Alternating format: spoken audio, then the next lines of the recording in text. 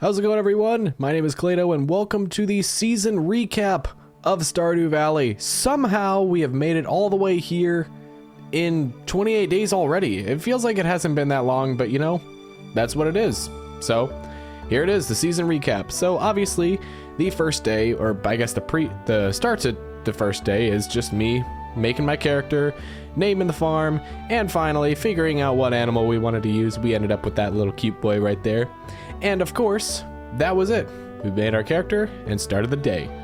So, the first day was obviously nothing too special. It just started off with me clearing off the area around the farm, making sure we have enough room for our crops, just getting rid of all these grassy ferns around here, cleaning up the wood, and of course the rocks around the area as well. I like to do it all just in one go with each tool, that way it's just a little bit more efficient. Obviously everybody else has their own preference, that's just how I like to mess around with it. And there we go. That's all that. And we started off by adding our little 15 plot land. We had to make sure it's all watered and ready to go for our 15 parsnips that Mayor Lewis so graciously gave us at this time. And it helped us to obviously start off our farm with the little money we had. And there we go. Plant them up and move on to the next thing. Obviously, we wanted to make sure we introduced ourselves to everyone in the town, including Gus, which he had plenty of stuff to tell us, as you could see. Marnie, obviously, she wanted me to she wanted to introduce me to herself and what her products are, as she does livestock for animals and everything like that, which actually we didn't do anything with her this season, and that's Abigail.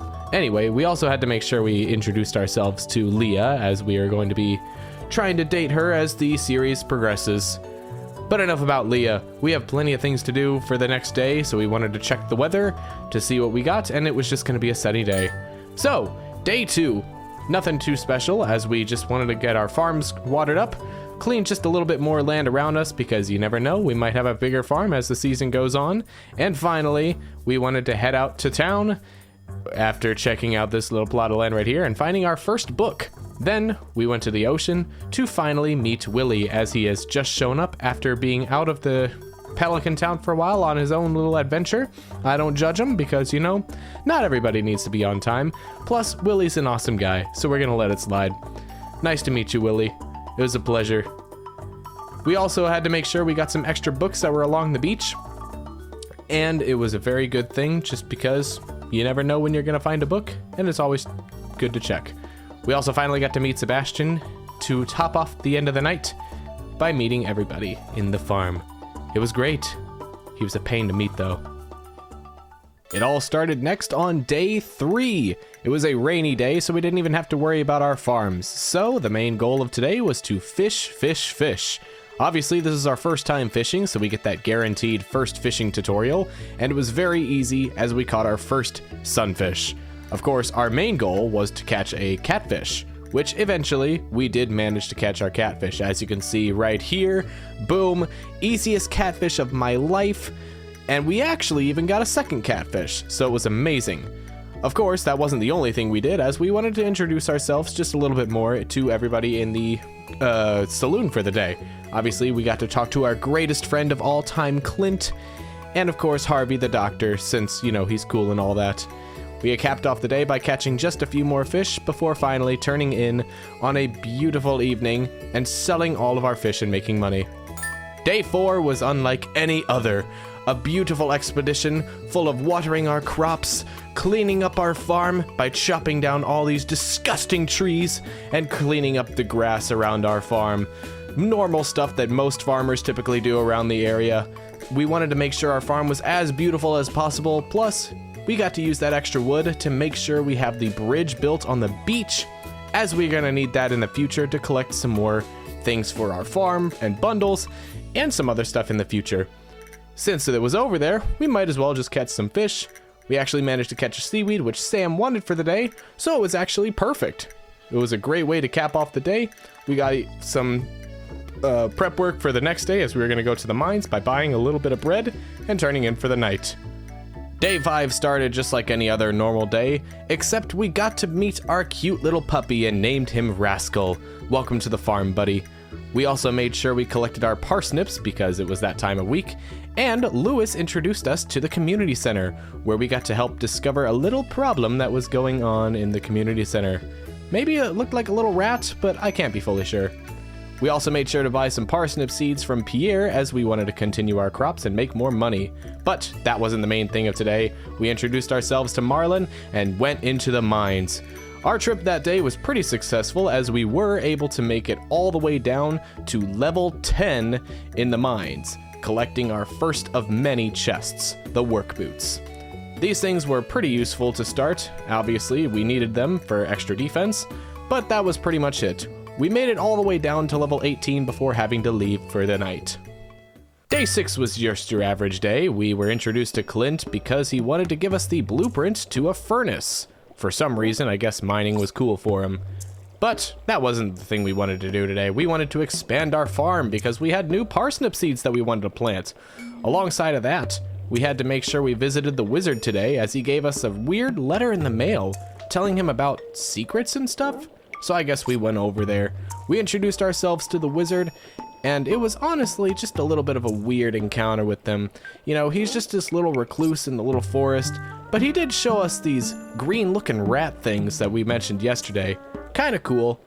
But of course, he wanted to give us this dubious-looking spell, so for some reason, against our better judgment, besides giving us energy, we drank it, and honestly, it wasn't all that great tasting. We had to get over the weird taste for a while. Of course, it made us trip some balls for a little while. I don't know why we started hallucinating trees, but hey, it worked, and we were able to see what kind of things the Junimos wanted us to see. They had various bundles for us to complete, so obviously we're going to be working on that as the time goes on. Obviously, we had some more things from Pierre's that we wanted to plant in our farm, like cauliflowers. And of course, we actually had some stuff for our first bundle to be completed. So it was overall a very productive day 6. We ended the day off by doing just a little bit of fishing, because as one does, you have to fish on a farm before calling a day with our dog in bed. Day 7 was just your regular day. Just a little bit of fishing to start because we wanted to do a few things for the community. We caught a largemouth bass that Harvey was so generously thankful for because it was one thing that he really wanted. Of course, for some reason I had this weird hobby of hitting people with my club that I found in the mines, which obviously it was a little bad, and well, even Abigail got her own taste of it later on in the day. We need to get over that. But we gave our first of many salads to Leah, who was very appreciative of our gesture. And after that, we spent the rest of the day just kind of cleaning up the farm, making sure it looked really pretty as the years went on, because obviously we want our farm to look amazing. Day 8 started just like any other day. We checked our fortune to see how we were going to fare in the mines today, and well, it wasn't the greatest, but you know, gotta work with what you got. We watered our plants just to make sure they were all fed and healthy, and making sure we get our money's worth out of all those before going into the mines.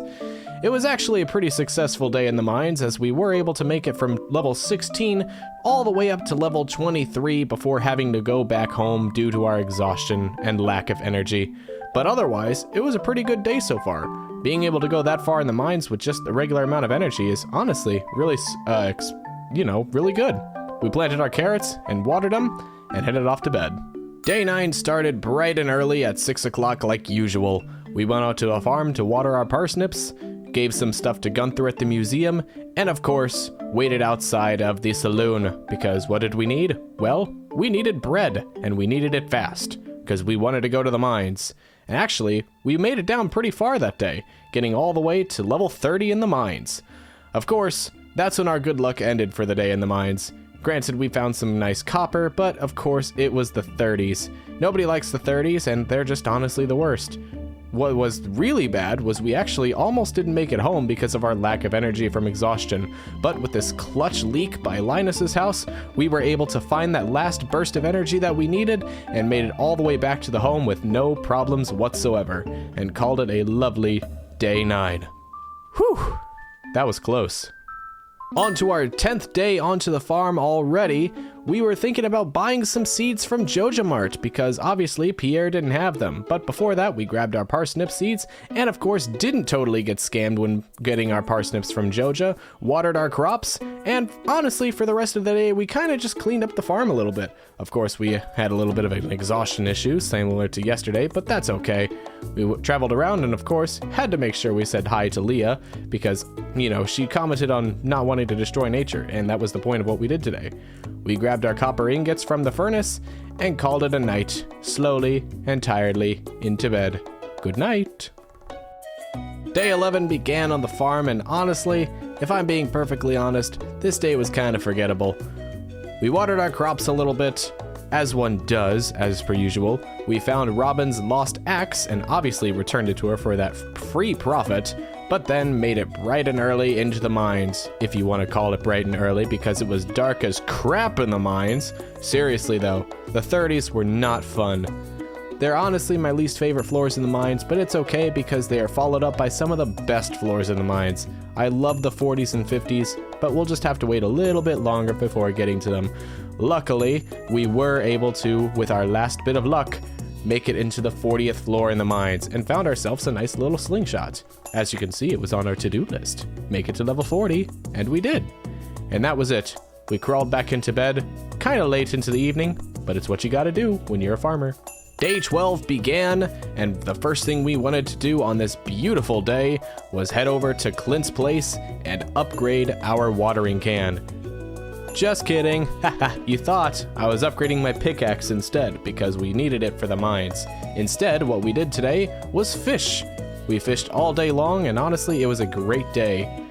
We got some neat little fish. Obviously, we didn't get too lucky with our seaweed spawns, but in retrospect, it was a really good fishing day nonetheless. And we were able to finish off the day by giving Sam a bream. It was a quest that he wanted, and in return, he gave us a prize ticket. This is our first one, so obviously we had to have Lewis talk us about the prize tickets, and after he gave us an earful, we were able to use it and get our first 12 carrot seeds for the farm. Some easy profit right there. But to end the day off, we decided to go a little bit more into the fishing. We had to finish our to-do list after all, and we were getting bogged down by not being able to catch a third herring. But that was it. We went to bed, and it was a great day. Day 13 was the first day of the Egg Festival, and we had one goal: to win the egg hunt and beat out Abigail, because she was apparently the reigning champion of the egg hunt or whatever. I didn't care. But first, we had to water our crops because we enjoy money, and money is awesome. So we gave our crops a little bit of a bath, did a little bit of fishing in preparation for the egg hunt since it started at 9 a.m., but we were able to push it all the way until 1:30ish before having to go to the farm. But we did get our first ruby ring, which gave us a 10% attack buff, so that was nice. But that didn't matter. It's time to go to the egg hunt. And obviously you have to talk to everybody to, I guess, be social is what people call it, you know, because everybody's social like that. I don't know. After talking to everyone and hearing what they all had to say, of course talking to Leah as one normally does, we began the egg hunt. And obviously, we dominated the scene and got all the eggs, eventually crowning us the winner of the egg hunt. Ta-da! There it is. ClayDoh the winner. We were able to claim our prize of the straw hat, and before going to bed tonight, we had to make sure we don the hat and then cuddle up in bed. Good night. Day 14 was our first rainy day in what seemed like forever. So, we collected our parsnips without having to worry about watering our crops, went to Clint's to grab our pickaxe, and then went to Pierre's to upgrade our bag. Then we went straight into the mines, and man oh man was it a nice change of scenery, having to go from the 30s to the 40s. What a dramatic change of scenery. And the 40s and 50s honestly had some of the best music in this entire game. Who could forget the tracks like Cloth? Honestly, the greatest song in the mines, bar none. You cannot even think of a better mining song than that. Well, maybe other than Diggy Diggy Hole, but that's a story for a different day. We actually made some really good progress in the mines today, even making it all the way down to level 50 to collect our next boot upgrade. Man, those look great. Of course, that wasn't the only level we made it to. We were actually able to make it all the way down to floor 57 before leaving at 110. And this is actually the first day that we passed out because we didn't actually have enough time. Whoops. Oh well, hopefully we won't do that in the future. Day 15 marked the first actual day of salmon berries. So after spending, just about a few hours going through the valley and looking for salmon berries, we decided to finally water our crops. And then, after making sure all of our little seedy friends were watered and happy, we went straight to the community center to fill out some of our bundles that we had stored up, like our crops, aside from those silly little cauliflowers, our fish, and then we spent the rest of the day fishing like any sane person would. What's better than this? Just fishing around all evening, enjoying the life and the fish around me. We fished all day, basically, or what felt like all day, but it was a really good day. And at the end of it, well, we were able to catch a whole bunch of fish, like a ton of fish, even all the way into the late hours of the night. Of course, we were tempting fate since yesterday we passed out, but we were able to upgrade our fishing to level 5. So that was amazing. Good day. Day 16 was just your average day. We started off by giving Leah another salad, improving our relationship to 3 hearts. Then we kind of just fished around for the remainder of the day, as one does. You know, when you gotta take a break from the mines, you need to change the scenery, it's what you gotta do. And of course, every now and again we get those treasure chests, which we got with this chub right here, which gave us 10 bait, but you know, it's what you gotta do. And of course, we were able to complete Demetrius's quest of 3 sunfish. For some reason, they were overpopulating the area, I don't know. And to end the day off, Shane was kind of rude to us, so we gave him something he purposely didn't like because I didn't care and thought it was funny and went to bed. What a good day. Day 17 was a bit of a rainy one, so we were able to continue with our salmonberry hunting at first. Then we decided to go to Clint's and open some of our geodes that we had stored up, because obviously we want to turn stuff into the museum, which of course is what we did immediately after. We had plenty of new stuff to give Gunther at the museum. After that, we went over to the Cindersap Forest to say hi to Leah, and what do you know, it was her 3-heart event, so we watched her sculpt her little sculpture for a little while. But we didn't do that for too long because we had no time to lose going into the mines. We had a lot of things to do down here because we wanted to make it as deep as possible, as fast as possible. So with our newfound time of 5:10 p.m., we were able to make it all the way down to 65. Obviously, we had the problem of inventory management, but that's okay. And we were able to end the day off by making it all the way down to level 65 before it was too late and we had to turn back to go home. So after making it back home, we were able to chill in bed after saying goodnight to our little buddy Rascal. Good night, buddy. Day 18 was just your regular day full of farming our cauliflowers and carrots, watering our crops, and then immediately going to the saloon because Gus wanted a cauliflower, and in exchange, we got a prize ticket from him, which we were able to exchange for an orange sapling. Pretty good exchange, if I do say so myself, but that didn't matter because we had to go immediately back to the mines. We love the mines, I yearn for the mines, and I will go to the mines any chance I get. We were actually able to make it very far into the mines like normal. We were able to make it all the way down and down to level 75. But we didn't stop there. We continued going down even further and made it all the way to level 80, netting us the dark boots. And we called it a day after that. Good work. Day 19 saw the completion of our next parsnip crops, so we were able to grab all those, water all of our plots of land in preparation of buying seeds, and watched all of Pierre's customers get swindled away by Morris and his flappy blue sheet of paper. But I remained and bought some parsnip seeds from Pierre knowing they're cheaper, and went out and planted them all across my farm. We also went to the beach to collect some coral and urchins, and fished. Well, of course. We upgraded our fiberglass rod first and bought some bait for it because we needed that to get some faster fish. Everybody likes when you get more fish, and being able to do it faster with bait obviously just makes the experience much better. And it worked. We were able to fish all day long, getting plenty of new fish, like this little sardine here that took me a lot longer than I thought it would to catch.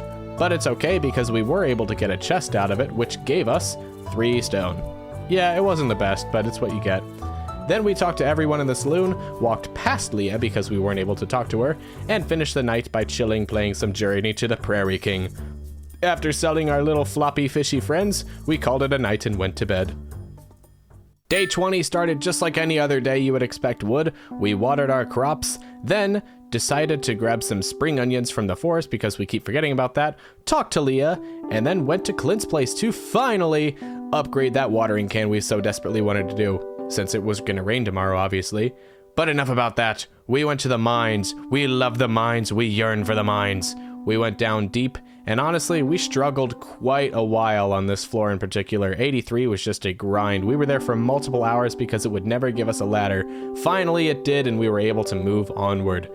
And we were able to find a mushroom floor right after that, which was able to give us more profit through the mushrooms that we were able to collect. We had to make sure we get all of them for the maximum profits.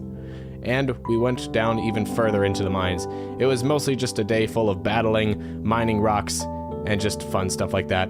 We were able to make it to level 90 to upgrade our sword to the Obsidian Edge, but ending on floor 91 because we were almost out of time. And that was it. Day 20. Day 21 saw something that we needed to do for like the longest time ever: clean up the farm. We cut down many a tree during this time on our farm because honestly, with a rainy day like this, we really didn't have anything to do, and I was kind of getting sick of doing the mines just every single day. So we went through, mined up this big plot of land here, cleaned it out almost completely aside from the little trees that we had there, and we went on to the saloon. We wanted to say hi to everybody and of course buy our salads to give to our good friend Leah. And because of that, we were able to talk to her, and after giving her that fresh, nice salad, we improved our relationship to 4 hearts with Leah. As you can tell, I was very happy about that, given my unexcited mouse movements there. We were able to complete some more bundles in the greenhouse, which led us to get 30 speed grow. I meant to say 20, I don't know why 30 came out. But we ended the night by chopping down a few more trees and crafting a glowstone ring and calling it a day. Day 22 honestly kind of felt like it just came and went, but it did start off on a high note because Demetrius wanted to introduce his new idea to the farm, either giving us mushrooms or bats. Obviously, we with our big brains went with bats because fruits are better than mushrooms in any way, shape, and form. Then we decided to go out to Pierre's place to check what kind of quests we had, and lo and behold, Leah wanted a Joja Cola. But after that, we went to Clint's place to grab our copper watering can to water our crops, which is much needed on a sunny day like today. We even contemplated checking out a fish pond from Robin's place, but decided against it ultimately because it was getting close to the end of the season. Then we went to the blacksmith and decided to complete some of our bundles, which gave us another furnace, and along with that, a small magnet ring. Not really something we needed because we already had a glowstone ring, but you know, it's what you get. We then went to Cindersap Forest, cut down a few trees, did the same on our farm to finally just complete the rest of the area, even though I said I was going to do that later on in the season. But it's what you do, because obviously you want your farm to look as beautiful as possible. After we did that, we called it a day. Day 23. The day that we thought we were going to be able to make it to level 100 in the mines. It was such a monumental day, but then it just never came to fruition. There it was. But on the bright side, the next day was the flower dance. So we prepared by preemptively watering our crops, went to Pierre's to buy some more seeds, went back to our farm to plant those seeds, and then even went to say hi to Leah. And in doing so, we actually learned about more Leah lore. Let's try saying that 5 times fast. Leah lore, Leah lore, Leah lore, Leah lore, Leah lore. Huh. I guess it's a lot easier than you thought. But enough about Leah's lore. We went down into the mines to hopefully make it to level 100. We had even field snacks prepared and everything. But with our baddish luck, we didn't really make it as far as we wanted to.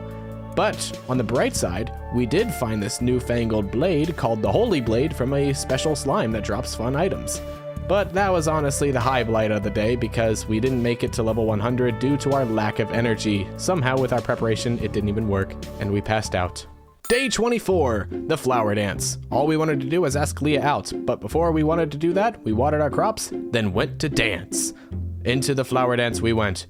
But of course, to be a social butterfly and all that, we talked to everybody, said hello to everybody, and of course, asked Leah to dance.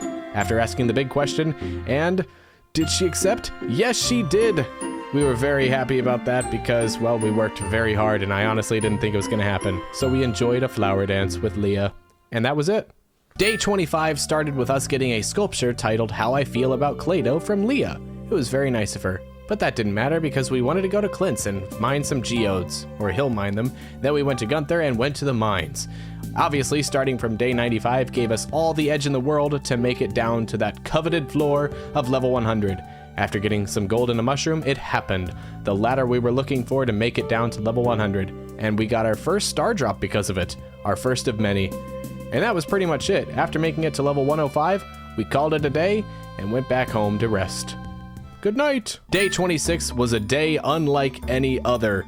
We watered our crops and went to get some bundles and Gunther things, but then we went fishing. And not just any kind of fishing, we went fishing pretty much everywhere. I don't remember what was the purpose behind going genuinely everywhere to fish for whatever, but hey, we did that and it was a lot of fishing. I mean, I guess we just wanted the full expedition, but we even got some more stuff for Gunther in the museum. So, after doing that, what do you think we did? We went back fishing, obviously. It only makes sense as that's the only thing we wanted to do on days like today. We fished all the way into the wee hours of the night, got our fish, and quickly after that, went to bed. Day 27 was actually quite spontaneous. We collected our parsnips, finished a few more bundles, and today, we decided to go hunt some slimes. That was really all we were going to do today. It was a simple quest that Mayor Lewis had us do. We even found this cool helmet, by the way, which we wore for the rest of the day. But then after completing the mission, the floors just kept on coming. And after some insane luck, we were actually able to go all the way down to the bottom of the mines. And it was just at midnight at the end of the mine expedition. We made it all the way down and collected that sweet, sweet skeleton key at the very end. And then pet Rascal and went to bed on a nice day. And finally, to top it off with day 28, it was kind of just a day preparing for the next season. We gave Clint the rest of our geodes to crack open, then we went over to Gunther's place to give the rest of the spoils that we needed for the geodes, collected some iron bars and continued smelting stuff, shared an apple with Leah, gave her a salad as one normally does when you're trying to date Leah in the game, and then we fished for the rest of the day. That was really it. All 28 days of our first spring in Stardew Valley. So I guess I can just take this time and say thank you all so much for watching this season so far. I'm very happy to continue doing this as we continue onward. And by the way, look at that haul right there. I am still in shock that we got that right away. But hey, that was it. Thank you guys so much for watching, and I will see you this coming summer. Bye!